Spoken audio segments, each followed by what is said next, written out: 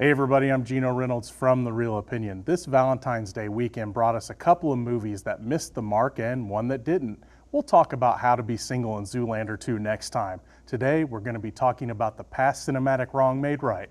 Today we're talking about Deadpool. When ex-Special Forces member Wade Wilson falls in love but then finds out he has an operable cancer, he goes to extreme measures to get a cure.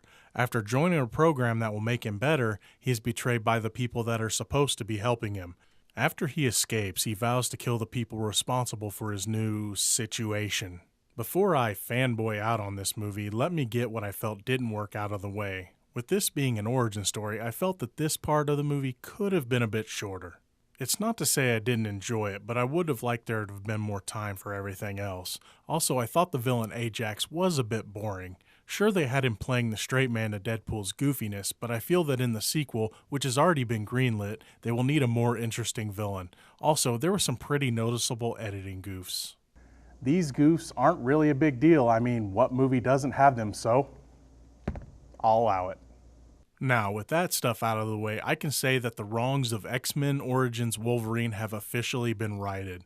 Ryan Reynolds was meant to play Deadpool from the get-go, and the right script and premise proves it. We didn't get this Wade Wilson or this Deadpool. We got the 100% real deal this time around.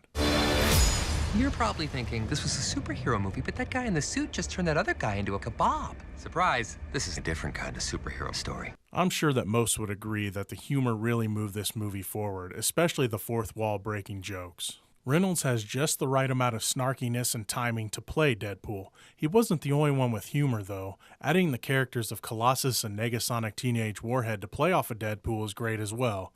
Colossus was the straight man, and NTW challenged a lot of Deadpool's comments. Oh, no, finish your tweet. Go get her, Tiger.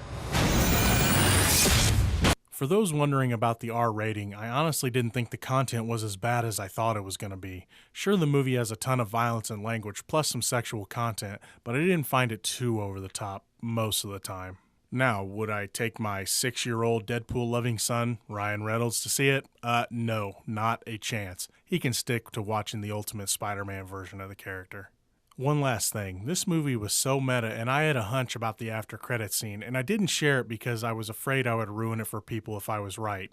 And I was. All I have to say about it is this: Wade Wilson, you're my hero. I am very turned on right now. While it had its issues, Deadpool is a solid superhero movie with some great humor, characters, and action. I am already ready for the already greenlit sequel, but remember, it's only just one guy's opinion. I'm Geno Reynolds from The Real Opinion. Until next time.